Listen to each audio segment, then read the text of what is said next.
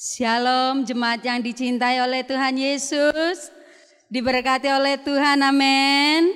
Siap beribadah di hadapan Tuhan. Saya yakin dan percaya hari ini kita akan melayani Tuhan dengan sungguh-sungguh. Hari ini kita akan menyembah Tuhan dengan pujian penyembahan yang lebih meriah lagi. Karena apa? Ketika kita beribadah datang kepada Tuhan, kita berjumpa dengan Tuhan kita Yesus Kristus, amin. Haleluya, mari Bapak Ibu yang dikasih oleh Tuhan, salami kiri kanan yang ada di sebelah kita, katakan mari beribadah dengan sukacita. Haleluya, terima kasih Tuhan, karena kami tahu kami butuh Engkau, kami butuh penyertaan-Mu, kami butuh kekuatan daripadamu memberkati kami. Ibadah kami ini kami mau persembahkan untuk Tuhan. Kami datang Tuhan menyembah-Mu. Engkau adalah Allah yang kudus buat kami. Engkau adalah Allah yang mulia yang layak kami sembah. Engkau adalah Allah yang sangat kami tinggikan. Terima kasih Tuhan. Ku datang Tuhan dalam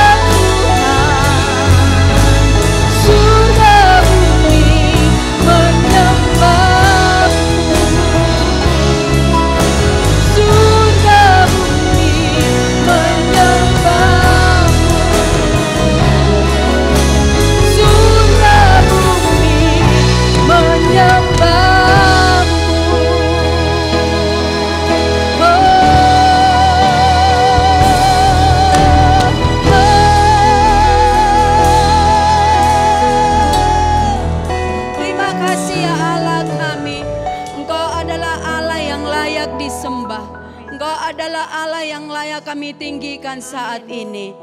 Kami datang beribadah kepadamu Tuhan.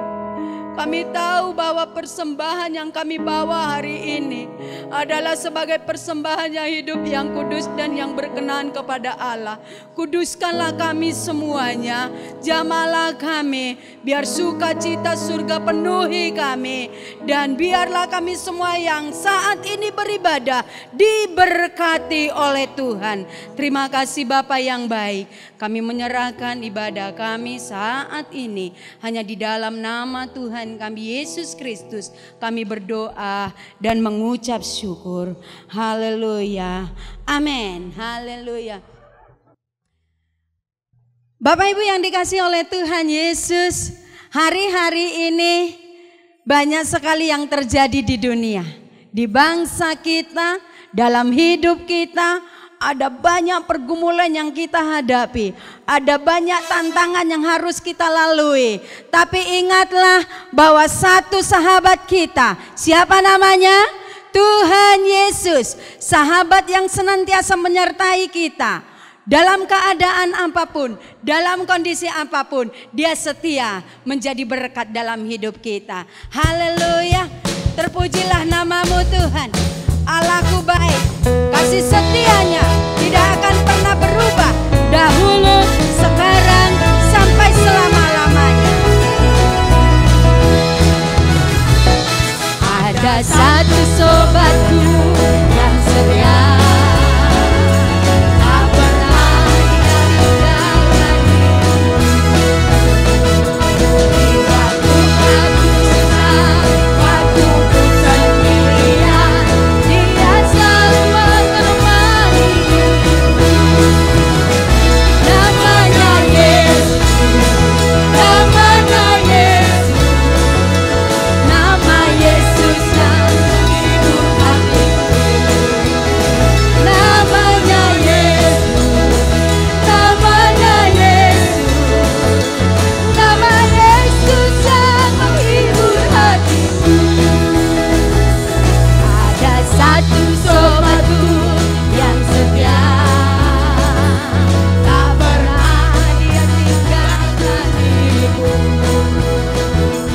di waktu aku susah, waktu ku sendirian.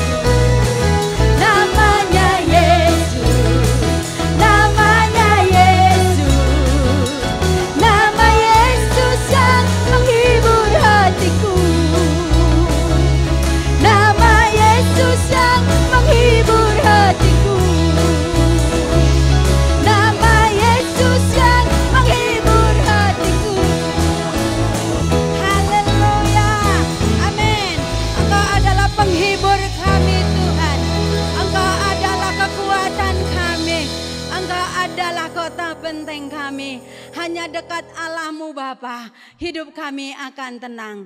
Hanya dekat Engkau Bapa, jiwaku akan bersorak.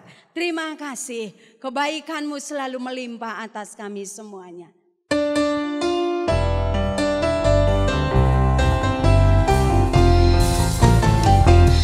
Hanya dekat Allah saja aku tenang, daripadanya lah keselamatanku. Hanya Dia ku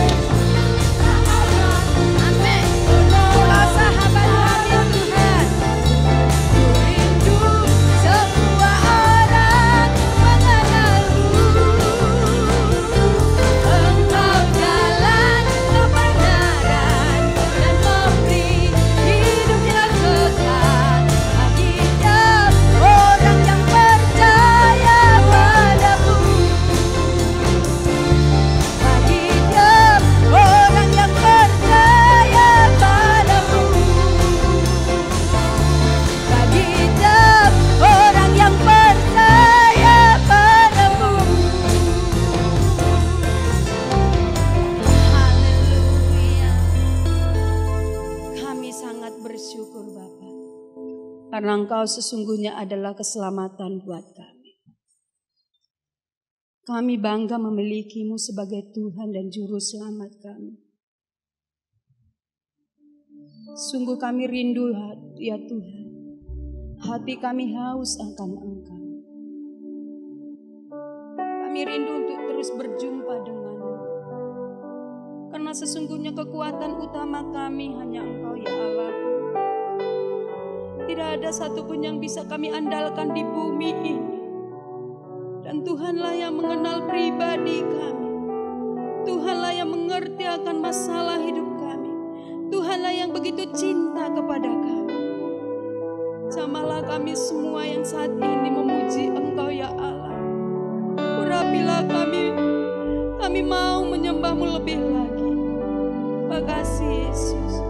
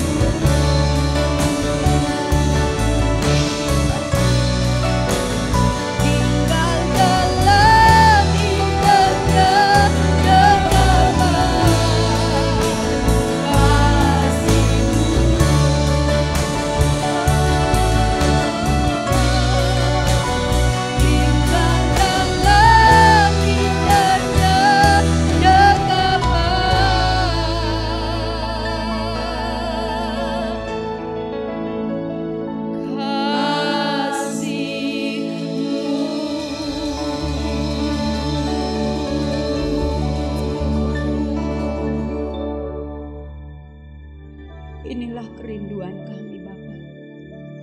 Kami tinggal di dalam Engkau, Engkau di dalam kami. Kami hidup di dalam Engkau setiap waktu hidup kami. Dan biarlah roh yang Engkau yang sudah turunkan atas kami terus menyertai kami. Sama kami semuanya saat ini. Kami rindu mendengarkan firman-Mu yang akan menguatkan iman kami, yang akan memberkati kami. Dan kami mau Tuhan, urapilah hamba-Mu yang akan menyampaikan firman-Mu saat ini. Biarlah firman yang disampaikan semua jadi berkat buat kami. Terima kasih Bapa yang baik. Inilah doa kami. Kami persembahkan untuk Engkau Bapa. Di dalam nama Yesus kami berdoa. Amin. Shalom Bapak Ibu yang diberkati Tuhan. Kita semua bersyukur karena hari ini kita masih ibadah dengan penuntun video. Dan pada bulan Juni ini Gembala dan pengurus gereja belum akan melaksanakan ibadah offline karena banyak pertimbangan. Ibadah paling cepat akan kita laksanakan pada awal bulan Juli, nanti sekaligus perjamuan kudus. Dan selama 2 minggu ini kita akan persiapan-persiapan memenuhi standar protokol kesehatan dari pemerintah. Sekaligus saya berharap komsel-komsel juga yang memungkinkan sudah bisa melaksanakan. Mari kita akan bersama-sama menikmati firman Tuhan. Pada hari ini kita akan membaca dari 1 Tesalonika pasal 5 ayat yang ke-18. 1 Tesalonika pasal yang ke-5 ayat yang ke-18. Mari kita baca bersama-sama. 2, 3. Mengucap syukurlah dalam segala hal, sebab itulah yang dikehendaki Tuhan di dalam Kristus Yesus bagi kamu. Kalau kita lihat di dalam terjemahan bahasa Indonesia sehari-hari, dalam segala keadaan, hendaklah kalian bersyukur, sebab itulah yang Allah inginkan dari kalian sebagai orang yang hidup bersatu dengan Kristus Yesus. Bapak Ibu, kalau kita melihat teks lengkapnya mulai dari 1 Tesalonika pasal 5 ayat 12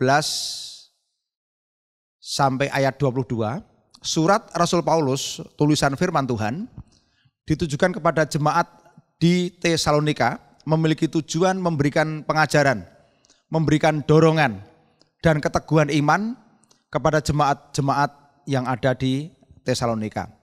Di sini diajarkan kepada jemaat di Tesalonika supaya dapat dipimpin, dapat ditegur dalam Tuhan. Juga menyadarkan jemaat untuk selalu menjunjung kasih serta hidup selalu berdamai dengan orang lain. Jemaat juga diajar untuk bisa menegur orang lain yang tidak tertib, menghibur orang lain, juga termasuk membela orang yang lemah dan sabar terhadap orang-orang. Selanjutnya di dalam ayat 16 sampai 22 firman Tuhan mengajar kepada jemaat di Tesalonika untuk selalu bersukacita, tetap berdoa, mengucap syukur, lalu berpegang kepada hal-hal yang baik dan menjauhkan dari kejahatan. Hari ini kita akan melihat satu pengajaran penting yang ditekankan oleh Rasul Paulus di dalam 1 Tesalonika pasal yang ke-5 ayat 18. Saya ulangi lagi, mengucap syukurlah dalam segala hal, sebab itulah yang dikehendaki Tuhan di dalam Kristus Yesus bagi kamu. Ya, kata mengucap syukur, kalau saya teliti dipakai kata eukaristeo yang artinya mengucap syukur dan berterima kasih. Mengucap syukur adalah satu ungkapan Rasa terima kasih yang ditujukan kepada Tuhan.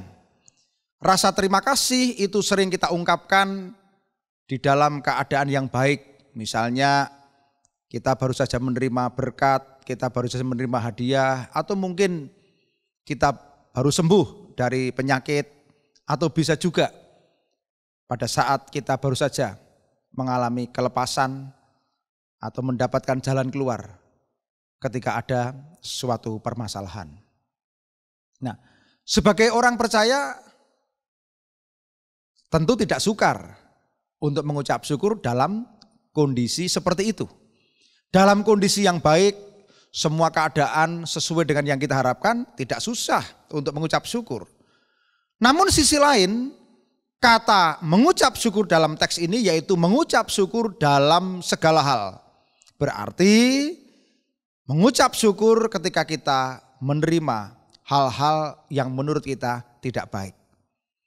Misalnya yang jelas dalam kondisi ini, di dalam kondisi pandemi virus corona dari COVID-19, tentu ini satu kondisi yang tidak kita harapkan. Di mana ada banyak kesulitan. Ini contoh yang real. Ya, contoh yang real yang dihadapi semua orang di dunia. Kita tidak bisa beribadah bersama. Salaman saja tidak bisa. Lalu kita tidak bisa juga untuk keluar rumah sembarangan. Dan banyak lagi hal-hal yang lain yang terbatasi. Lalu ketika keluar rumah juga dihantui rasa takut terkena virus. Lalu bisnis menurun. Ada juga bisnis yang sama sekali berhenti. Kehilangan pekerjaan, tidak bisa sekolah, dan berbagai macam kesulitan. Nah, tentu ini satu kondisi yang sebenarnya sulit sekali untuk banyak orang bisa mengucap syukur.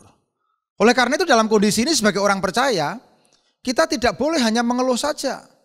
Ya. Karena sebenarnya dari sisi lain ada banyak hal yang bisa kita peroleh.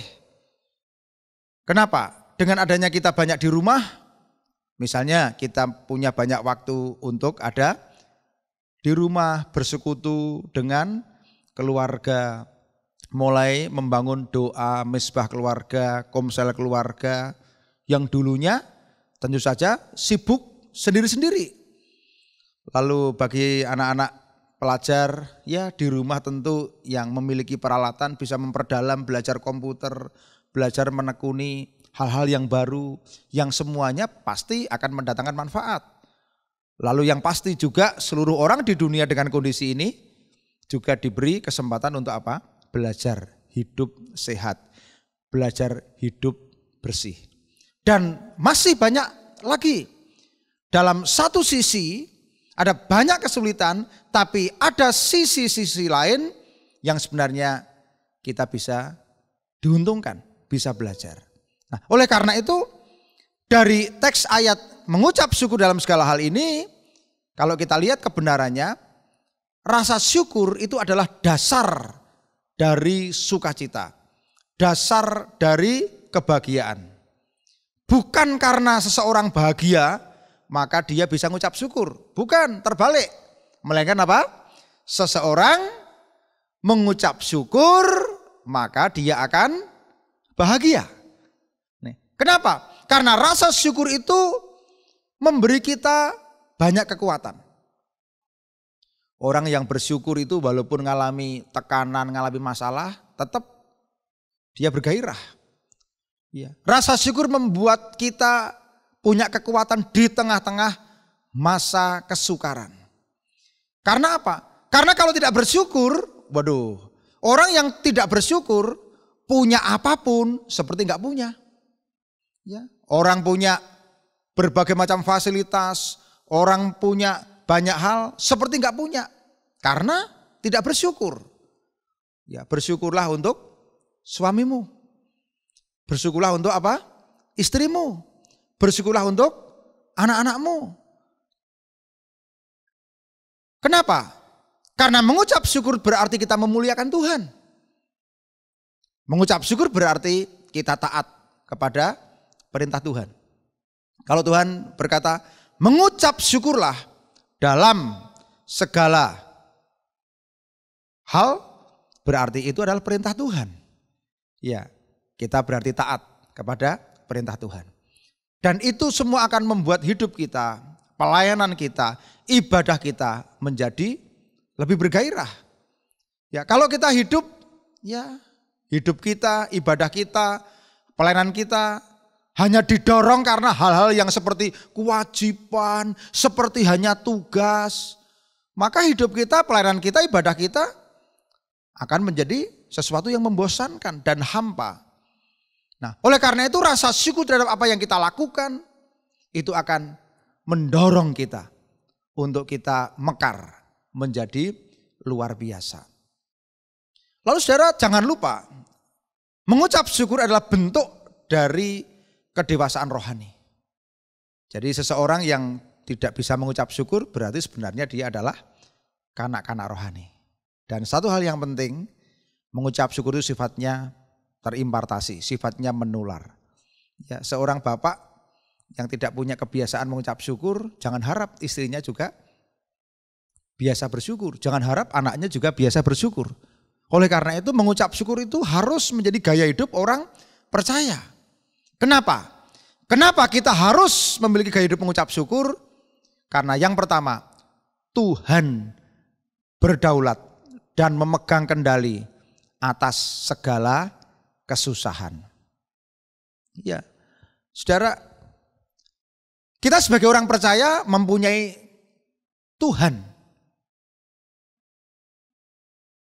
yang mengetahui segala perjalanan dari sejak zaman purbakala. Kita memiliki Tuhan yang merancangkan segala sesuatu sejak awal hingga akhir hidup kita. Saya teringat dari Yesaya pasal 46 ayat 9 sampai 10, keputusanku akan sampai dan segala kehendakku akan kulaksanakan. Ketahuilah Tuhan berdaulat. Jangan khawatir, jangan cemas. Tuhan berdaulat. Tuhan masih pegang kendali atas semua keadaan di dunia. Lalu berikutnya, Tuhan adalah sumber cinta dan sumber berkat kekal. Karena firman Tuhan jelas berkata, tidak berkesudahan kasih setia Tuhan sampai selama-lamanya. Alasan untuk bersyukur berikutnya apa? Dalam situasi apapun, Yesus tidak pernah meninggalkan dan mengabaikan umatnya.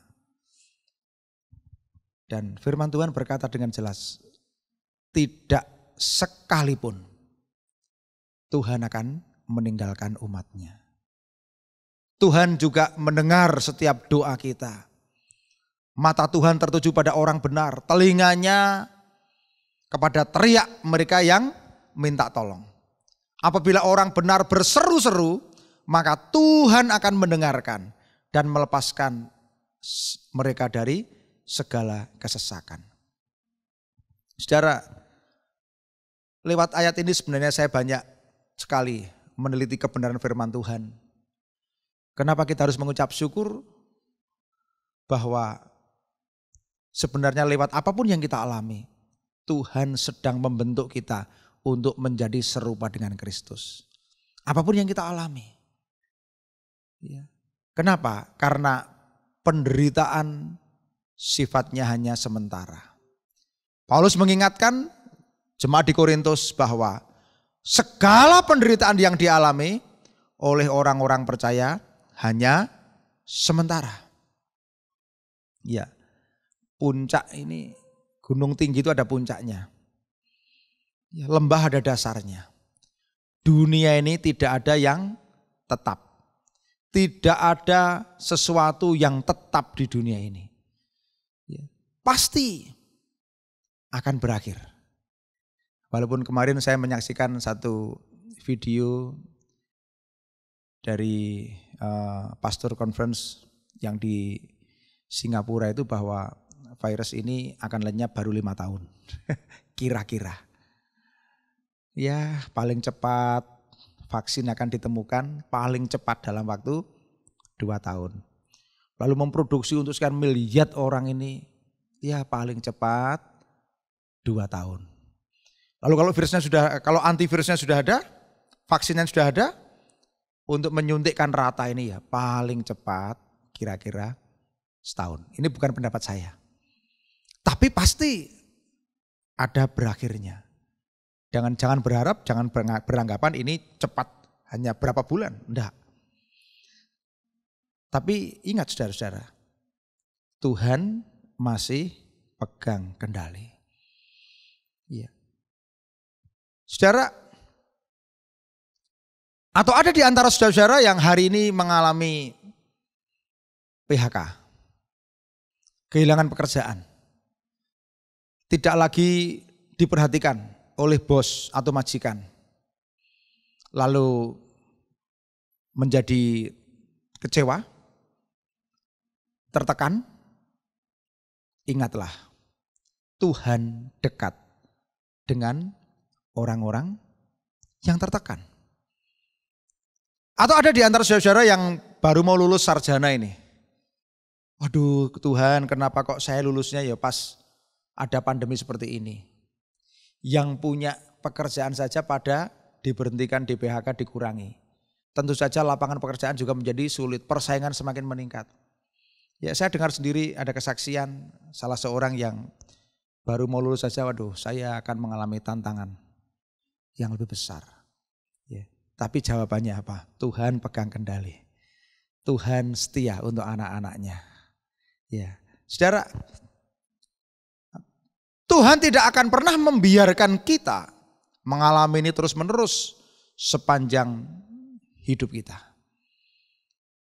Tuhan adalah tempat perlindungan, kekuatan, penolong dalam kesesakan dan sangat terbukti. Itulah sebabnya pemazmur Daud di dalam Mazmur pasal 46 ayat 1 dia katakan Tuhan adalah tempat perlindungan dan kekuatan sebagai penolong dalam kesesakan dan sangat terbukti. Dan nama Tuhan adalah menara yang kuat. Kesanalah orang benar akan berlari dan ia menjadi selamat. Saudara, atau lagi mungkin ada di antara saudara-saudara yang punya masa lalu yang buruk. Lalu saudara sering menyesali, kalau diingat-ingat tidak ada gunanya, malah memperburuk keadaan. Saya ingat ada satu lagu yang mengatakan betapa aku mencintai segala yang telah terjadi. Tak pernah sendiri jalani hidup ini. Apa inti dari lagu itu? Segala yang terjadi dipakai oleh Tuhan untuk membentuk kita. Ya mengucap syukur. Kenapa saya mengalami masa lalu seperti ini? Tuhan pasti punya rencana. Ya, kalau salah ya bertobat, perbaiki diri. Tapi saudara tahu, Tuhan menyelamatkanmu, menghapus segala dosamu, dan mengangkat engkau menjadi anaknya. Luar biasa. Saudara, dari bagian firman Tuhan ini, saya ingin mengajak kepada saudara untuk melihat bahwa ada kuasa di balik ucapan syukur. Sebenarnya ada contohnya banyak.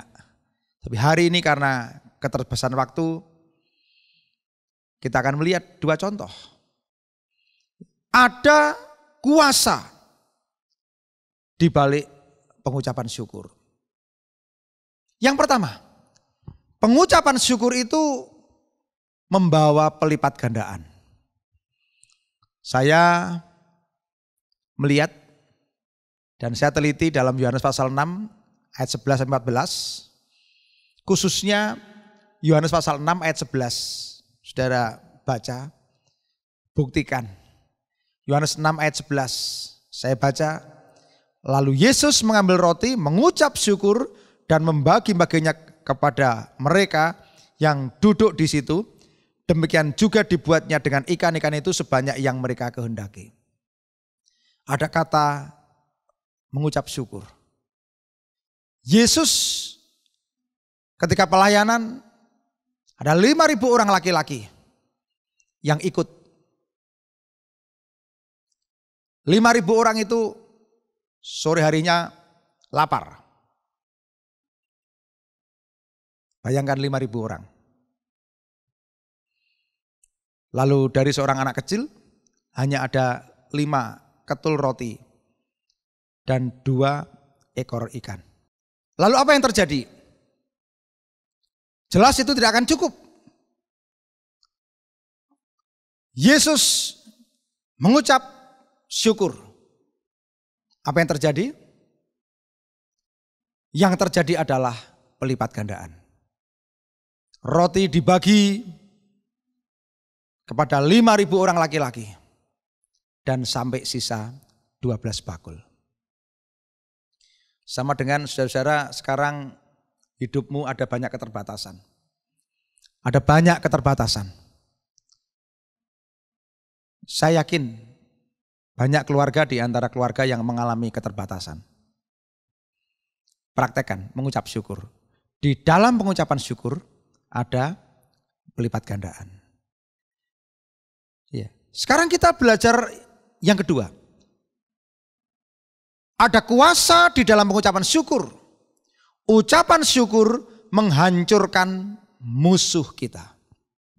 Siapa musuh kita? Bukan darah dan daging. Tetapi kuasa iblis si jahat yang terus-menerus akan menghancurkan hidup kita. Dengan ucapan syukur terbukti menghancurkan musuh.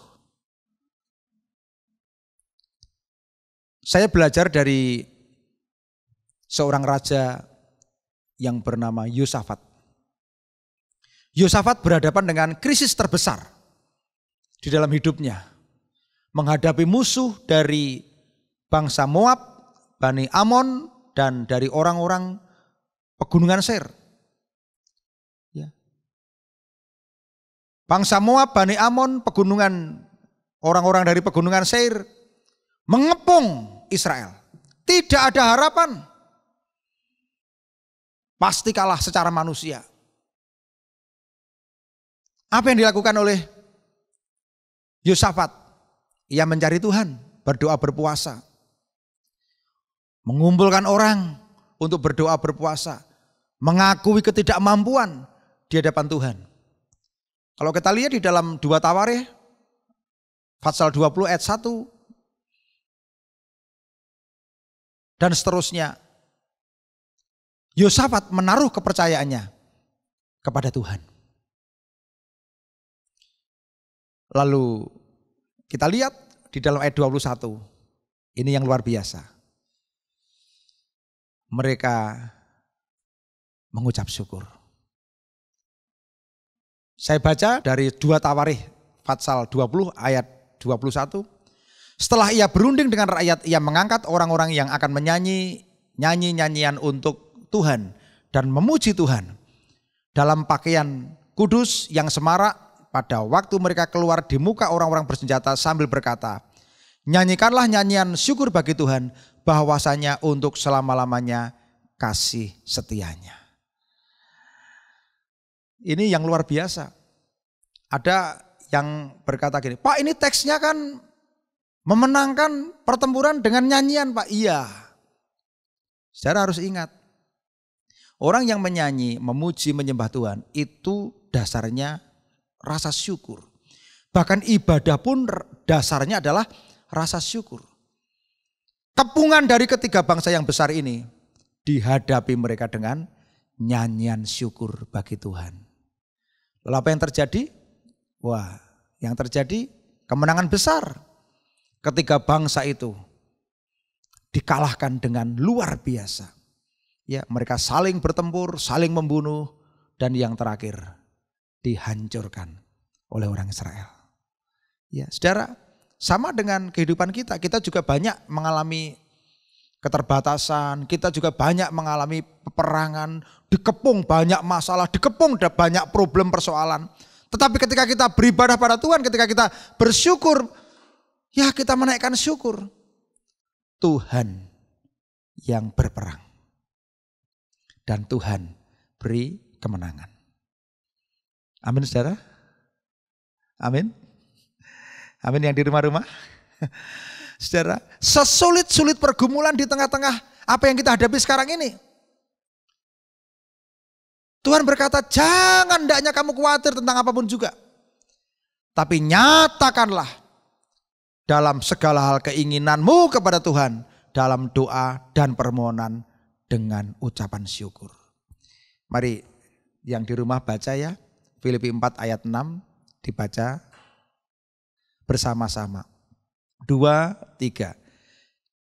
Janganlah hendaknya kamu khawatir tentang apapun juga, tetapi nyatakanlah dalam segala hal keinginanmu kepada Tuhan dalam doa dan permohonan dengan ucapan syukur. Iya. Kalau kita lihat ayat ini kita udah enggak perlu khawatir lagi. Ya, kita memang diizinkan Tuhan untuk menyampaikan permohonan harapan doa kita kepada Tuhan disertai ucapan syukur. Ya, ini kuncinya ucapan syukur. Kenapa? Orang yang mengucap syukur dalam segala hal adalah orang yang senantiasa membangun dirinya dalam hal yang lebih baik. Orang yang mengucap syukur berarti apa? Melihat segala sesuatu dari sisi yang benar, dari sisi ilahi, dari sisi maksud Tuhan. Entah itu kejadian baik atau buruk. Namun kalau kita bisa melihat dari sisi rencana Tuhan, pasti kita akan jadi orang yang semangat, gairah, tidak tawar hati. Bagaimana dengan saudara? Belajarlah mengucap syukur dalam segala keadaan. Tuhan pasti memberkati hidupmu. Amin. Saudara percaya? Yang percaya angkat tangan. Katakan saya percaya, ya. Katakan saya percaya. Ya. Mari kita datang kepada Tuhan di dalam doa. Bapa, kami bersyukur untuk hari ini firman-Mu mengajar kepada kami untuk kami tetap bersyukur dalam segala hal. Kami rindu firman-Mu hari ini mengajar kepada umat-Mu untuk kami beribadah kepada Tuhan dengan rasa syukur. Karena kami tahu mengucap syukur ada kuasa. Kuasa untuk melipat gandakan, kuasa untuk menghancurkan musuh. Dengan mengucap syukur kami boleh melihat rencana Tuhan yang indah di dalam hidup kami. Berkati setiap jemaat-Mu Tuhan. Mari kita akan berdiri semuanya. Kita akan terima doa berkat. Tengadahkan tanganmu. Bapa, hamba berdoa kiranya kasih setia rahmat dari Tuhan Yesus Kristus menyertai semua jemaat-Mu yang hari ini beribadah. Diberkati hidupmu dengan roh yang takut akan Tuhan. Diberkati hidupmu dengan sukacita. Diberkati hidupmu dengan pengharapan. Kiranya semua berkat rohani dan jasmani memenuhi hidupmu mulai sekarang sampai selama-lamanya. Haleluya. Amin.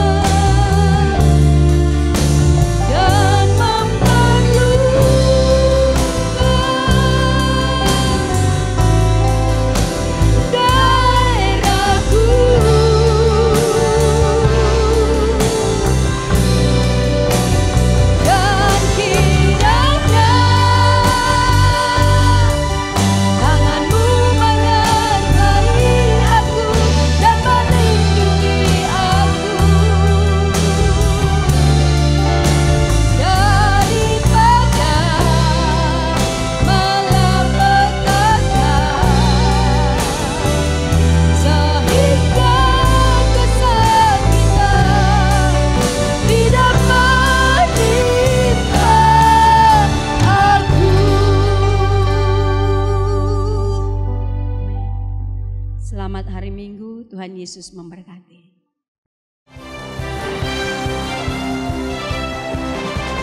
Tegakkan kebenaran firman Tuhan dalam jemaat Fajar Pengharapan, kehidupan komunitas keluarga Allah, pelayanan yang seimbang di hadapan Tuhan.